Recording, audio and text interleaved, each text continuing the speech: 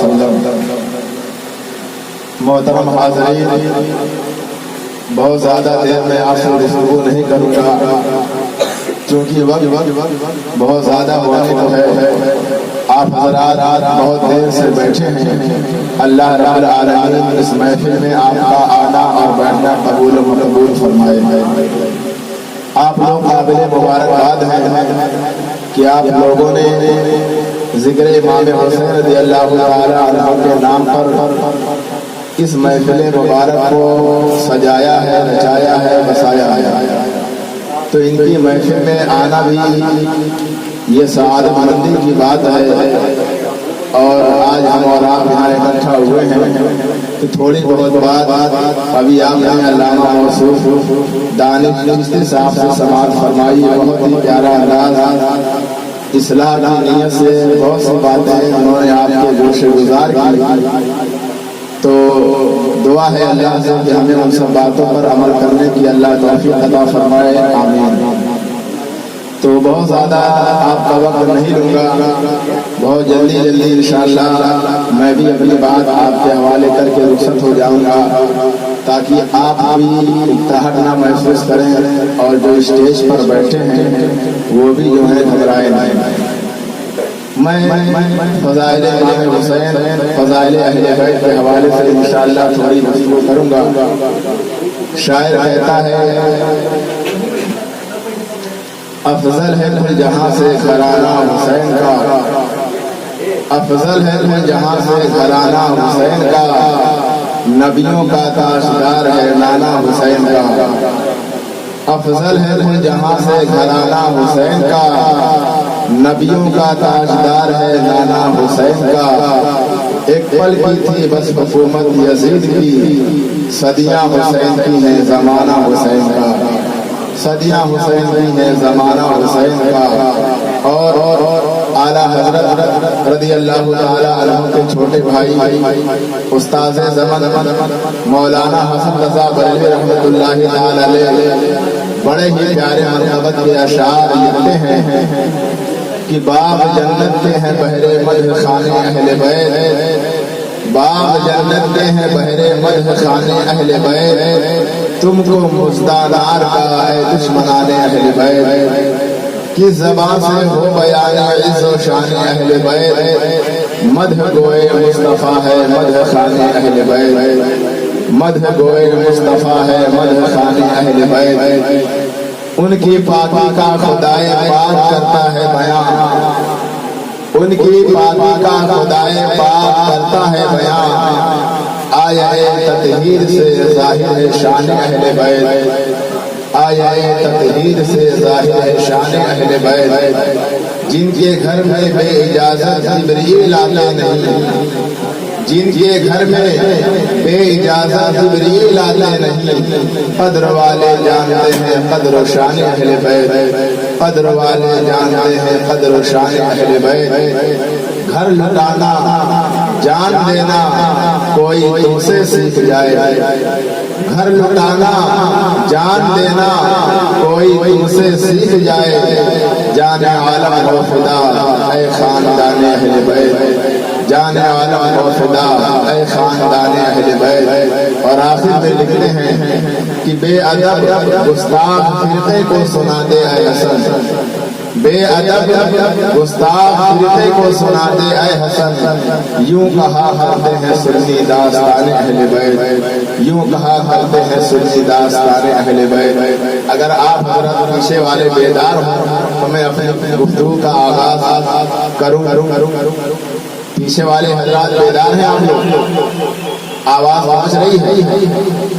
ایک مرتبہ جی لگا کے درود پاک پڑھیں، اللہم صلی علی سیدنا مولانا محمد وعلی آل سیدنا مولانا محمد وسلم، صلاۃ و سلام علیک یا رسول اللہ صلی اللہ علیہ وسلم۔ عزیزان محترم، میں نے جس آیت کریمہ کی تلاوت کا شرف حاصل کیا ہے،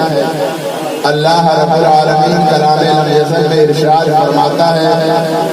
قل لا اسألکم علیہ اجرا الا المودۃ فی القربى، اللہ رب العالمین اپنے محبوب سے کہتا ہے کہ اے محبوب تم فرما دو لا اسألکم علیہ اجرا، کہ میں نے جو تمہارے موجودگی میں تمہارے سامنے رہ کر کے اللہ کا پیغام ہم لوگوں تک پہنچایا ہے، دین و تبلیغ کا کام تمہارے سامنے میں نے انجام دیا ہے، لا اسألکم علیہ اجرا، اس کام پر، دین کے فروغ پر، دین کی اشاعت پر میں تم سے کچھ نہیں مانگتا، مجھے کوئی اجرت نہیں چاہیے، کوئی مزدوری نہیں چاہیے، کوئی محنتانہ نہیں چاہیے، تو آپ کو کیا چاہیے؟ تو اللہ کے رسول نے ارشاد فرمایا الا المودۃ فی القربى، ہاں مجھے بس اس پر اتنا چاہیے کہ جو میرے اہل بیت ہیں، جو میرے اہل قرابت ہیں، جو میرے گھر والے ہیں، ان سے سچی محبت کرنا یہی میرے لیے اجرت ہے۔ تو گویا کہ اللہ کے رسول نے ہمیں بتایا کہ میری اہل بیت سے محبت کرو، یہی اس کی میرے لیے اجرت ہے۔ اور اس فرمان کو میرے آقا علیہ الصلوۃ والسلام نے اپنی طرف سے نہیں بیان کیا،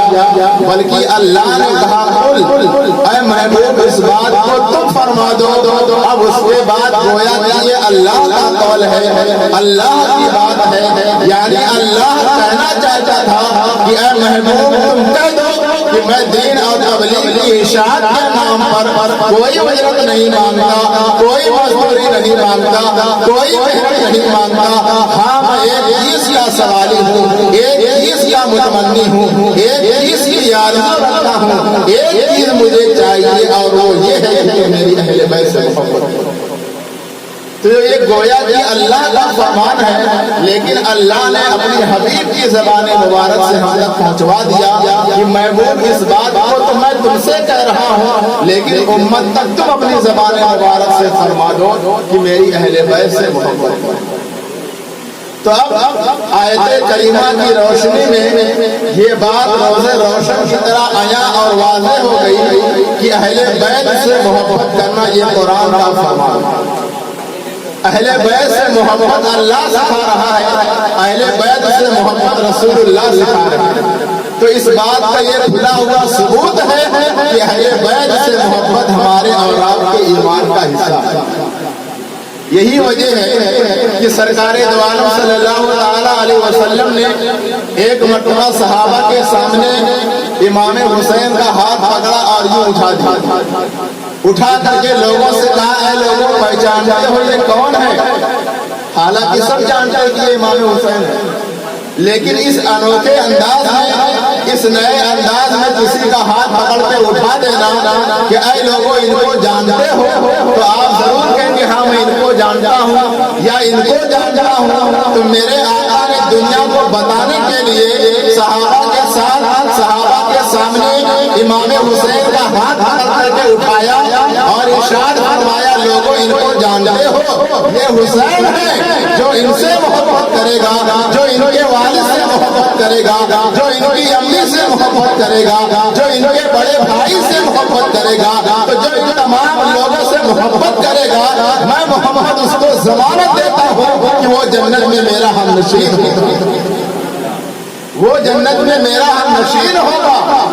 ہم نشین کا مطلب کیا ہے؟ ایک ساتھ بیٹھنا، مل جل کے بیٹھنا، آمنے سامنے بیٹھنا، اسٹیج والوں کا رخ آپ کی طرف ہے، آپ کا رخ ادھر کی طرف ہے، گویا کہ ہم دونوں ایک دوسرے کے ہم نشین ہیں، آپ ہمارے سامنے ہو، میں آپ کے سامنے ہوں، قربان جائیے اہل بیت کی شان پر۔ آقا نے ارشاد فرمایا جیسے آج ہم اور آپ یہاں بیٹھے ہیں، آمنے سامنے بیٹھ رہے ہیں، آپ مجھ کو دیکھ رہے ہو، میں آپ کو دیکھ رہا ہوں، مصطفیٰ جان رحمت نے ارشاد فرمایا جو حسین سے محبت کرے گا، حسین کے والد سے محبت کرے گا، حسین کی امی سے محبت کرے گا، حسین کے بڑے بھائی سے محبت کرے گا، تو وہ جنت میں میرے ساتھ ایسے ہوگا کہ میں بیٹھا رہوں اور یہ لوگ میرے سامنے بیٹھے۔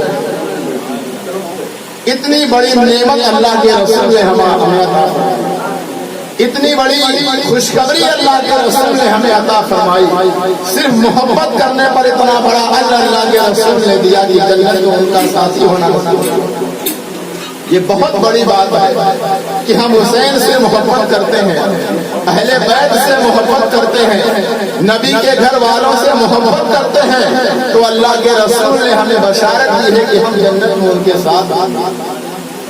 امام حسین کا مقام و مرتبہ بہت اعلیٰ ہے، بہت اونچا ہے۔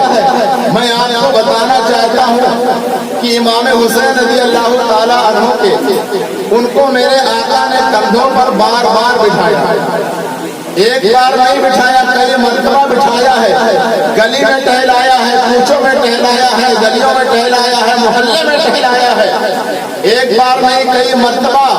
امام حسین کو آپ نے اپنے کندھوں میں بٹھایا ہے۔ اب میں آپ سے پوچھنا چاہتا ہوں، جو بھی صاحب اولاد ہے، اولاد کی ایک محبت کا طریقہ یہ ہے کہ انگلی پکڑ کے ہم لوگ گھماتے ہیں، ایک طریقہ یہ ہے کہ ہم لوگ گود میں اٹھا کے ٹہلاتے ہیں، اور ایک طریقہ یہ ہے کہ ان کو کندھے پہ اٹھا کے گھماتے ہیں۔ لیکن آپ خود اندازہ لگائیں، آپ خود بتائیں کہ معاشرے میں انگلی پکڑ کے ٹہلانے والے زیادہ ہیں، گود میں اٹھا کر کے اپنے بچے کو گھمانے والے زیادہ ہیں۔ اگر کوئی کم ہے تو وہ یہ کم ہے کہ وہ اپنے اولاد کو اپنے کندھوں پہ بٹھا کر کے گھماتا ہے۔ یہ آپ نے بہت کم دیکھا ہوگا، انگلی پکڑ کے گھمانا عام بات ہے، گود میں اٹھا کر کے گھمانا عام بات ہے، لیکن کندھوں پہ بٹھا کے جو گھماتے ہیں یہ بہت کم آپ نے اپنے معاشرے میں دیکھا ہوگا۔ زیادہ سے زیادہ 5% ہوگا،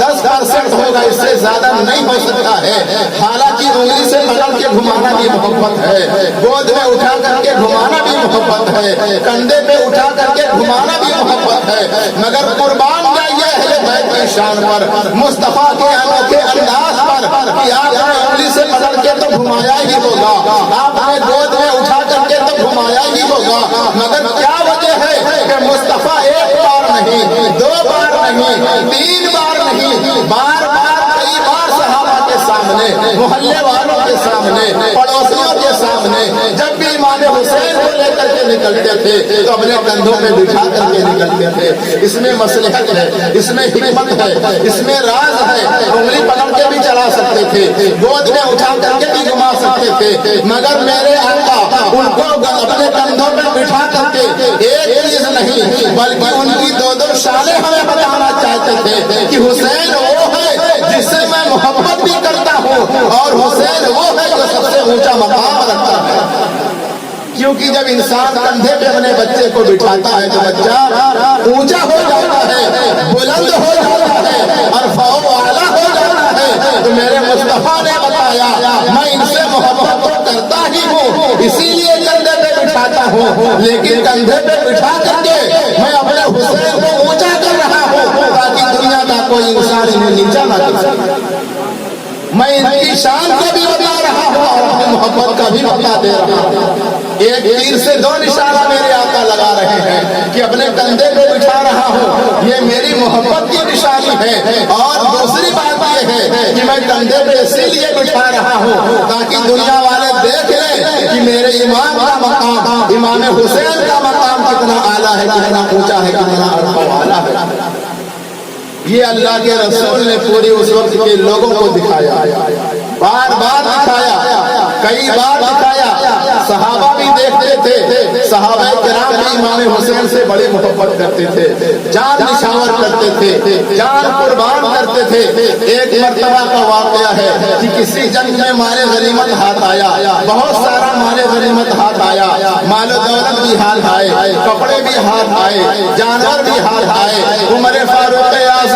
دوسرے خلیفہ جو ہیں یہ آپ اس وقت تھے، آپ کی خلافت میں وہ ملک فتح ہوا، مال غنیمت حاصل آیا، تو آپ نے پورے محلے کے رشتہ داروں کو، سب کو، سارے لوگوں کو جمع کیا، سب کو آپ نے پیسہ بانٹنا شروع کیا، سارے لوگوں کو آپ نے دیا، بچوں کو بھی دیا، نوجوانوں کو بھی دیا، سب لوگوں کو آپ نے دیا۔ مثال کے طور پر 500 روپیہ ہر ایک کو آپ دے رہے تھے، لوگ لائن میں کھڑے تھے لینے کے لیے، یہاں تک کہ عمر فاروق اعظم کا خود اپنا سگا بیٹا بھی اسی لائن میں ہے، مال غنیمت لینے کے لیے کھڑا ہے۔ آپ نے ان کو بھی سب کی طرح دیا، یعنی جیسے اور لوگوں کو 500 روپیہ دے رہے تھے، اپنے سگے بیٹے کو بھی آپ نے 500 روپیہ دے دیا۔ لیکن جب باری آئی امام حسن کی، جب باری آئی امام حسین کی، تو ہونا تو یہ چاہیے تھا کہ اور لوگوں کو آپ نے 500 دیا ہے تو ان کو بھی 500 دیا جائے، لیکن وہ عمر فاروق اعظم آپ کی عظمت کو سلام، آپ کی عدالت کو سلام، آپ نے جب ان کی باری آئی تو آپ نے امام حسن کو 500 روپیہ نہیں دیا بلکہ 1000 روپیہ دیا، جب امام حسین کی باری آئی 500 روپیہ نہیں دیا 1000 روپیہ دیا، بات ختم ہو گئی، سارے لوگ چلے گئے، معاملہ ختم ہو گیا، لیکن چینی گوئیاں ہونے لگی، بحث و مباحثہ ہونے لگا، یہاں تک کہ عمر فاروق اعظم کے بیٹے نے اپنی امی سے آ کر کے شکایت کی کہ ابو تو بڑا انصاف کرتے ہیں، ابو کا انصاف تو مشہور ہے لیکن آپ کو سراسر نا انصافی ہوئی ہے۔ امی نے کہا کیا ہوا؟ کہا سارے لوگوں کو 500 روپیہ دیا لیکن امام حسن کو 1000 روپیہ دیا، امام حسین کو 1000 روپیہ دیا، یہ نا انصافی ہے کہ نہیں ہے؟ ماں نے کچھ نہیں کہا، عمر فاروق اعظم کی کان میں آواز چلی جاتی ہے، بھنک لگ جاتی ہے، آپ کو آہٹ بھی جاتی ہے، آپ آتے ہیں بیٹے کیا بات ہے، بیٹے کیا شکایت ہے، بیٹے کیا اعتراض ہے، اپنی ماں سے کیا چینے گوئیاں کر رہا ہے؟ بیٹے نے وہی بات دہرا دی کہ آپ نے ایسا ایسا کیا ہے۔ عمر فاروق اعظم کا جواب سنے، خدا کی قسم عمر فاروق اعظم نے ارشاد فرمایا، اے میرے بیٹے جو تم نے دیکھا وہ صحیح ہے کہ میں نے سارے لوگوں کو 500 روپیہ دیا ہے، اگر کسی کو 1000 دیا ہے تو امام حسن کو دیا ہے، اگر کسی کو 1000 دیا ہے امام حسین کو دیا ہے، لیکن اس کی وجہ یہ ہے ان دونوں کو میں نے اسی لیے ممتاز کر دیا، اسی لیے الگ کر دیا ہے۔ اے میرے بیٹے ان کی ماں فاطمہ الزہرا ہے جو خاتون جنت ہے، ان کا بابا اولائے کائنات ہے جو شیر خدا ہے، اس کا بھائی امام حسن ہے جو جنتی نوجوانوں کا سردار ہے، اس کا نانا وہ ہے جو امام الانبیاء ہے، وجہ کائنات ہے۔ اگر اس کے نانا کی طرح تمہارا نانا ہو تو لے کر کے آؤ، اگر اس کی ماں کی طرح تمہاری ماں ہو تو لے کر کے آؤ، اگر اس کے بھائی کی طرح تمہارا بھائی ہو تو لے کر کے آؤ، اگر اس کے باپ کی طرح تمہارا باپ ہو تو لے کر کے آؤ، نبی کو 1000 روپیہ۔ اس کا مطلب یہ ہے میرے دوستوں کہ ان کے باپ کے جیسا کسی کا باپ، ان کی ماں کی جیسی کسی کی ماں نہیں، ان کے بھائی کے جیسا کسی کا بھائی نہیں، ان کے نانا کے جیسا کسی کا نانا۔ تو یہ عمر فاروق اعظم نے ان کا مقام بتایا دنیا والوں کو کہ جب یہ سراپا ممتاز ہے، ان کا خاندان ممتاز ہے، تو ظاہر سی بات ہے ان کا انعام بھی الگ ہونا چاہیے، ان کا انعام بھی خاص ہونا چاہیے، عام لوگوں سے ڈبل اور زیادہ ہونا چاہیے۔ تو صحابہ نے اپنی زندگی میں چونکہ رسول اللہ کو دیکھا تھا کہ آپ نے ان کی عظمت کو اجاگر کیا ہے، لوگوں کے دلوں میں آپ نے پلا دیا ہے، اسی لیے آپ کے جانے کے بعد بھی آپ کے صحابہ اہل بیت سے بڑی محبت کرتے تھے، امام حسن سے بڑی محبت کرتے تھے، امام حسین سے بڑی محبت کرتے تھے، اور دنیا والوں کو یہ پیغام دیتے تھے یہ عام آدمی نہیں ہے، یہ ہماری طرح نہیں ہے، یہ ہم اور آپ جیسے کی طرح نہیں ہے، یہ تو والے نبی ہیں، یہ تو والے رسول ہیں، یہ تو سراپا نور ہی نور ہے۔ اعلیٰ حضرت ارشاد فرماتے ہیں تیری نسل پاک میں ہے بچہ بچہ نور کا، تو ہے اے نور تیرا سرگھرانا نور۔ اللہ کے رسول صلی اللہ علیہ وسلم اہل بیت کی عظمت کو اجاگر کیا ہے تاکہ دنیا والوں کو ان کا مقام پتہ چل سکے۔ امام حسین رضی اللہ تعالیٰ عنہ کی ذات وہ ذات ہے کہ آپ کو ایک بڑا پیارا واقعہ میں سناتا ہوں۔ ایک مرتبہ بچپنے کے عالم میں آپ گم ہو گئے، کہیں گھومتے گھومتے کہیں دور نکل گئے، صبح سے شام ہو گئی، گھر واپس آپ نہیں آئے، آپ کی ماں کا کلیجہ پھٹنے لگا کہ میرا بچہ کہاں چلا گیا، گم ہو گیا، نہیں مل رہا ہے۔ اتنے میں ہمارے اور آپ کے آقا تشریف لائے، بیٹی فاطمہ کیا بات ہے، اداس لگ رہی ہو، بے چین لگ رہی ہو؟ کہا ابا جان حسین کہیں نکل گیا ہے، گھومتے گھومتے کہیں چلا گیا ہے، صبح سے شام ہونے کو ہے، نہ کچھ کھایا ہے نہ کچھ پیا ہے، پتہ نہیں کہاں ہوگا، پتہ نہیں کہاں چلا گیا ہے۔ میں نے گلیوں میں پوچھا، محلوں میں پوچھا، پڑوسیوں میں پوچھا، رشتہ داروں میں پوچھا، سب نے نفی میں جواب دیا، کسی کو اس کی کوئی خبر نہیں ہے۔ ابو جان میں پریشان ہوں، وہ چھوٹا بچہ کہاں نکل گیا؟ میرے آقا نے تسلی دی، بیٹا گھبراؤ نہیں، مل جائے گا، بچہ ہے واپس آ جائے گا، چلو ہم دونوں مل کے ڈھونڈتے ہیں۔ قربان جائیے عظمت حسین پر، جن کی محفل آج ہم لوگ سجانے کے لیے بیٹھے ہیں۔ میرے آقا نے کہا بیٹی فاطمہ چلو ہم دونوں مل کر کے حسین کو ڈھونڈتے ہیں۔ یہ دونوں لوگ نکل پڑے، ادھر سے آپ کے شوہر مولائے کائنات آ گئے، کہا آپ دونوں کہاں جا رہے ہیں؟ کہا حسین بہت دیر سے گم ہے، نہ جانے کہاں چلا گیا ہے، ہم دونوں اس کو تلاش کرنے کے لیے نکلے ہیں، ڈھونڈنے کے لیے نکلے ہیں۔ کہا چلو میں بھی چلتا ہوں۔ 3 ہو گئے، 1 سے 2 ہوئے، 2 سے 3 ہوئے، کچھ دور اور آگے بڑھے تھے، امام حسن بھی کہیں سے آ گئے۔ کہا اپنی جان خیریت تو ہے، ابو جان خیریت تو ہے، نانا جان خیریت تو ہے، آخر یہ 3 نورانی تن آپ لوگ کہاں جا رہے ہیں؟ کہا آپ کا چھوٹا بھائی حسین کہیں گم گیا ہے، کہیں کھو گیا ہے، لاپتہ ہو گیا ہے، اس کو ڈھونڈنے کے لیے ہم اور آپ نکلے ہیں۔ امام حسن نے کہا چلو میں بھی چلتا ہوں۔ خدا کی قسم امام حسن نورانی تن والے ہیں، فاطمہ زہرا نورانی تن والے ہیں، مولائے کائنات نورانی تن والے ہیں، اور ہم سرکار دو عالم سراپا مجسم ہیں، سراپا نور والے ہیں۔ یہ جو 4 تن ہیں، یہ 4 نورانی تن والے 5ویں نورانی تن کو ڈھونڈنے کے لیے نکل پڑے ہیں، جو پنجتن پاک کا جو نقشہ ہے، جن کو ہم عظمت دیتے ہیں، جن کو ہم اہمیت دیتے ہیں، جب تک حسین نہیں ملے گا پنجتن پاک کا نقشہ مکمل نہیں بنے گا، نہ مکمل رہے گا، ادھورا رہے گا۔ یہ 4 نورانی تن ضرور ہے، مگر جب تک 5واں تن شامل نہیں ہوگا پنجتن پاک کہلانے کے لائق نہیں ہوگا، نہ مکمل ہے، ادھورا ہے، ناقص ہے۔ اب چاروں یہ لوگ ڈھونڈنے کے لیے نکل پڑے۔ کچھ دور جانے کے بعد دیکھتے ہیں کہ چٹیر میدان ہے، جنگل ہے، بیابان ہے، وہاں ریت پڑی ہوئی ہے، گرمی کا موسم ہے، دھوپ کی شدت ہے، اور وہاں حسین آرام فرما رہے ہیں۔ ماں نے جیسے ہی دیکھا، ماں کی ممتا نے اچھال مارا، آپ دوڑی کہ میں جلدی سے حسین کو اٹھاؤں۔ میرے مصطفیٰ کریم نے روک دیا، بیٹی جلدی نہ کرو۔ فاطمہ نے کہا ابو جان عجیب آدمی ہے، آپ دیکھیں صبح سے شام ہو گئی ہے، میرا بیٹا لاپتہ ہے، اور جب نظر آیا ہے وہ گرم ریت ہے، دھوپ کی شدت اوپر سے ہے، جنگل اوپر سے ہے، گرمی کا موسم اوپر سے ہے، وہ بچہ کس حال میں لیٹا ہے، بالو بہت گرم ہوتا ہے، ریت بہت گرم ہوتا ہے، مٹی سے زیادہ گرم ہوتا ہے، میرا بچہ لیٹا ہے، تو میں دوڑ رہی ہوں کہ جلدی سے اس کو اٹھا لوں اور اپنے جگر کے پاس کر لوں، اپنے کلیجے سے لگا لوں۔ تو آپ کہتے ہیں کہ جلدی نہ کرو، آپ کہتے ہیں کہ رک جاؤ۔ میرے مصطفیٰ کریم نے ارشاد فرمایا بیٹی رک جاؤ، کیونکہ تم تو دیکھ رہی ہو وہ تمہاری نگاہ ہے، جو میں دیکھ رہا ہوں وہ نگاہ مصطفیٰ ہے، نگاہ مصطفیٰ کچھ اور دیکھ رہی ہے۔ نعرہ تکبیر،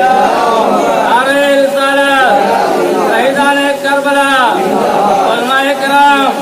حضرت علامہ مولانا محمد اعجاز صاحب مصباحی، نعرہ تکبیر۔ تو بیوی فاطمہ نے کہا ابا جان آپ کی نگاہ کیا دیکھ رہی ہے؟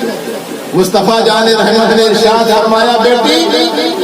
تم تو یہ دیکھ رہی ہو کہ بیٹا حسین لیٹا ہے، گرم ریت ہے،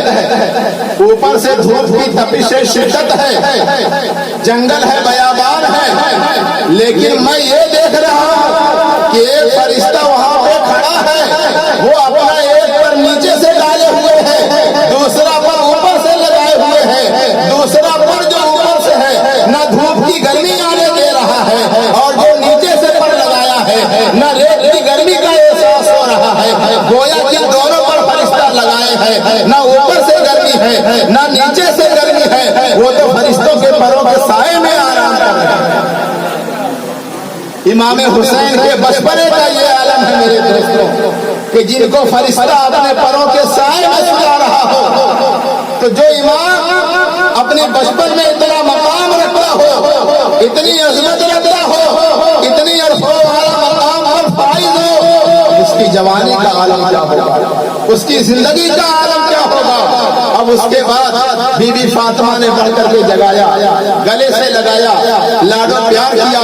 کہا بیٹا چلو گھر چلو، تم نے تو پریشان ہی کر دیا، چلو گھر چلو۔ تو بچہ آخر بچہ ہی ہوتا ہے۔ امام حسین نے دوسری ضد پکڑ لی کہ امی نہیں، مجھے بھوک لگی ہے، مجھے پیاس لگی ہے، مجھے کھانا بھی یہی چاہیے، مجھے پانی بھی یہی چاہیے۔ اب وہ جنگل ہے، گھر سے دور تھا، جلدی سے لانا بھی مناسب نہیں ہے۔ اب بچہ ضد کر بیٹھا کہ نہیں مجھے یہی کھانا چاہیے، یہی پانی چاہیے۔ ماں نے کہا بیٹا گھر چلو، سب چیز ملے گی، تمہیں کہا نہیں مجھے یہی چاہیے، کھانا اور پانی دو۔ تو آپ نے سنا ہوگا کہ حسنین کریمین کی شان وہ شان ہے کہ رسول اللہ صلی اللہ علیہ وسلم تھوڑی سی بھی تکلیف ان لوگوں کو پہنچانا گوارا نہیں کرتے۔ آپ اتنا بھی نہیں احساس کرتے تھے کہ ان کو تھوڑی سی خراش لگے، آپ اتنا بھی گوارا نہیں کرتے تھے انہیں کوئی تکلیف پہنچائے۔ آپ نے خود ارشاد فرمایا ہے جو میرے حسن اور حسین کو تکلیف پہنچائے گا گویا کہ اس نے مجھے تکلیف پہنچائی، اور جس نے مجھے تکلیف پہنچائی اس نے گویا اللہ کو تکلیف پہنچائی۔ یہ مقام میرے مصطفیٰ نے بتایا۔ تو اب بچہ ضد کر بیٹھا مجھے یہی کھانا چاہیے، مجھے یہی پانی چاہیے۔ تو اب اللہ جب ان کی سنتا ہے اور ان کی تکلیف پر جب اللہ کو تکلیف ہوتی ہے تو اللہ بھلا ان کی دعا کیسے ٹال دے گا، ان کی دعا کو کیسے رد کر دے گا؟ تو اللہ نے فرشتے کو حکم دیا کہ جنت سے جلدی سے برتن اٹھاؤ، جنت سے پانی لو، جنت سے کھانا لو، اور فوراً میرے حسین کے پاس چلے جاؤ۔ وہ فرشتہ لاتا ہے اور سامنے رکھ دیتا ہے۔ امام حسین کھاتے ہیں، پیتے ہیں، اور خوشی سے ان کا چہرہ چمچمانے لگتا ہے، مچل جاتے ہیں، خوشی سے جھومنے لگتے ہیں۔ پھر اس کے بعد اپنے گھر خرامہ خرامہ تشریف لے جاتے ہیں۔ اے حسین کے دیوانوں، اے حسین کے چاہنے والوں، آپ نے کیا سمجھا کہ حسین وہ ہے کہ جن کے بچپنے کا عالم یہ ہے کہ اللہ انہیں تکلیف دینا گوارا نہیں کرتا، تو اگر ہم انہیں تکلیف پہنچائے تو گویا کہ ہم اللہ کو تکلیف دے رہے ہیں۔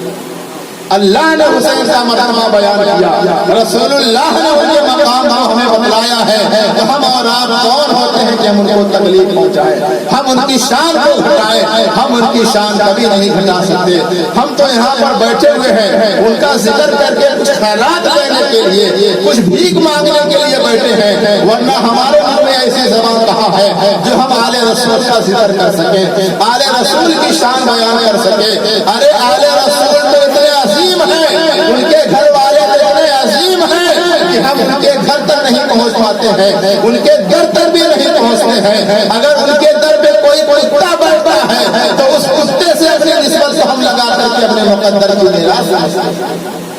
کیا آپ نے غوث پاک کا نام نہیں سنا؟ غوث پاک بھی آل رسول ہیں، غوث پاک بھی اولاد نبی ہیں، وقت کا مجدد، وقت کا بہت بڑا عالم فاضل بریلوی رحمۃ اللہ تعالی علیہ جب ان کی طرف اپنا شعر منسوخ کرتے ہیں، اپنے عقیدت کا خراج پیش کرتے ہیں، تو ڈائریکٹ گھر میں نہیں جاتے ہیں، ڈائریکٹ در میں نہیں جاتے ہیں، بلکہ یوں ارشاد فرماتے ہیں تجھ سے در سے سج اور سج سے ہم مجھ کو آل رسول کا مقام دیکھیے، آل رسول کا ادب و احترام دیکھیے کہ وقت کا مجدد یہ کہتا ہوا نظر آتا ہے کہ تجھ سے در سے سج اور سج سے ہم مجھ کو نسبت، یعنی آپ کی چوکھٹ پہ جو کتا بیٹھتا تھا اعلیٰ حضرت جو وقت میں بہت بڑے مجدد ہیں، وہ کتے سے اپنی نسبت جوڑتے ہیں۔ چاہتے تو در سے بھی جوڑ سکتے تھے، چاہتے غوث پاک سے بھی جوڑ سکتے تھے، لیکن ادب بتایا ہے، احترام بتایا ہے، اس سے در سے سج اور سج سے ہے مجھ کو نسبت، میری گردن میں بھی ہے دور کا ڈورا تیرا۔ ارے نوجوانوں، جن کی گردن میں دور کے ڈورے ہیں وہ وقت کا مجدد ہے، جس کی ذات پر آج لوگ پیشگی کرتے ہیں، جن کی ذات کا آج لوگ مطالعہ کرتے ہیں، تو جب ان کی عظمت کو لوگ نہیں جان پاتے تو جب در والے کا یہ حال ہے تو گھر والے کا حال ہے۔ جب در والے کی ذات پر لوگ پی ایچ ڈی کر رہے ہیں، یونیورسٹیوں میں ان کی ذات پر پڑھائی کی جا رہی ہے، تو وقت کے مجدد کی صحیح پہچان نہیں ہو پا رہی ہے، لوگ صحیح شناسائی نہیں کر پا رہے ہیں، تو جب در والے کا یہ حال ہے تو گھر والے کا حال کیا ہوگا؟ گھر والے کی تو بات ہی نرالی ہے، گھر والے کا تو شان ہی ان کی نرالی ہے، ان کا مقام ہی نرالا ہے۔ اہل بیت بہت بڑے لوگ ہیں، اہل بیت بہت قیمتی لوگ ہیں، اہل بیت تو ایسے لوگ ہیں کہ جن کے صدقے میں ہماری مغفرت ہونی ہے، جن کے صدقے میں ہمارا بیڑا پار لگنا ہے، جن کے صدقے میں ہمیں خیرات ملتی ہے۔ آج اگر وہ نہ ہوتے تو واقعہ کربلا سے ہمیں پیغام نہ ملتا۔ واقعہ کربلا پوری تاریخ انسانی میں، پوری تاریخ اسلام میں ایک ہی ایسا واقعہ ہے جس سے آج پوری دنیا متاثر ہے۔ علماء کرام بیٹھے ہیں، میرے دوستوں احباب بیٹھے ہیں، آپ ان سے پتہ کر لیجیے گا، جنگیں بہت ہوئی ہیں، اسلام میں بہت زیادہ جنگیں لڑی گئی ہیں، لیکن ایک ہی واقعہ ہے، وہ واقعہ کربلا ہے جس سے آج پوری دنیا لرزہ بر اندام ہے، آج خوف آ رہی ہے، اور سب سے زیادہ اسی واقعہ کربلا سے دنیا متاثر ہے۔ کیا وجہ؟ جنگ بدر بھی ہوئی، جنگ خیبر بھی ہوئی، جنگ حنین بھی ہوئی، جنگ قریظہ بھی ہوئی، جنگ قینقاع بھی ہوئی، بہت ساری جنگ ہوئی، لیکن کسی جنگ سے لوگ اتنے متاثر نہیں ہوئے جتنے واقعہ کربلا سے آج دنیا متاثر ہو۔ تو کچھ تو معاملہ ہوگا، کچھ تو خوبی ہوگی، کوئی تو بات ہوگی، کوئی تو راز ہوگا، کوئی تو حکمت ہوگی، وہ حکمت میں بتا کر کے آپ کے سامنے سے رسل ہو جانا چاہیے۔ واقعہ کربلا ہم اور آپ یہ سمجھتے ہیں کہ یہ لڑائی کا نام، دو گروپ آئے لڑ گئے اور معاملہ ختم ہو گیا، یہ تو ظاہر ہوا ہی ہے، لیکن واقعہ کربلا ایک ایسا معمہ ہے، ایک ایسا راز ہے، اگر واقعہ کربلا کو آپ پھیلا دیں یہ دنیا کا پورا دین بن جائے گا، اور واقعہ کربلا کو آپ سمیٹ دیں تو یہ واقعہ کربلا باقی رہے گا۔ اس کی مثال آپ نہ سمجھیں کہ جس طریقے سے خواجہ غریب نواز نے انا ساگر جو ایک دریا کی شکل میں ہے اس کو اپنے کوزے میں، اپنے مشکیزے میں سمو لیا تو وہ ایک پیالے میں محدود ہو گیا، اور اسی پیالے کو جب پھیلا دیا تو پورا انا ساگر بن گیا۔ تو اسی طریقے سے اگر واقعہ کربلا کو پھیلا دے تو پورا دین ہے، اور اگر اس کو سمیٹ دے تو وہ واقعہ کربلا۔ بات سمجھ میں آ رہی ہے؟ تو واقعہ کربلا ایسا واقعہ ہے کہ آپ کوئی بھی عنوان لے لیں، کوئی بھی موضوع لے لیں، واقعہ کربلا میں آپ کو ضرور وہ عنوان، وہ موضوع نظر آ جائے گا۔ کوئی ایسا عنوان نہیں ہے، کوئی ایسا ٹاپک نہیں ہے، کوئی ایسا مضمون نہیں ہے جو آپ کو واقعہ کربلا میں نہ ملتا۔ صبر اگر آپ کو دیکھنا ہے واقعہ کربلا میں آئے، نماز آپ کو دیکھنی ہے واقعہ کربلا میں آئے، بھوک اور پیاس کی شدت دیکھنی ہے تو میدان کربلا میں آئے، صبر و